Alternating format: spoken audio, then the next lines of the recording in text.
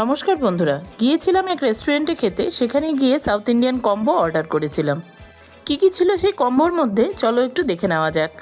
প্রমাণ সাইজের একটি মশলা ধোসা, তার সাথে 2 রকমের চাটনি ও সাম্বার ছিল, আর ছিল একটি ইডলি ও মেদুবড়া। এবার বলি খাবারটি কেমন ছিল খেতে। দেখো, সাইজ অনুযায়ী তো ঠিকই ছিল, কিন্তু সাউথ ইন্ডিয়ান ডিশের যেটা স্পেশালিটি, লবণ ও তেঁতুলের এত সুন্দর একটা ব্যালেন্স থাকবে যেটা নাকি জিভে লাগবে, সেই জিনিসটা ছিল না। সত্যি বলছি, আমার খুবই ম্যাড়মেড়ে লেগেছে খেতে।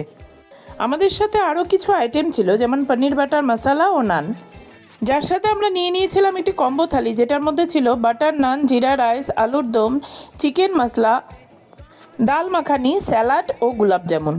তবে ধোসার টেস্টটি ভালো না হলেও এই কম্বো থালির টেস্টই খুব ভালো ছিল।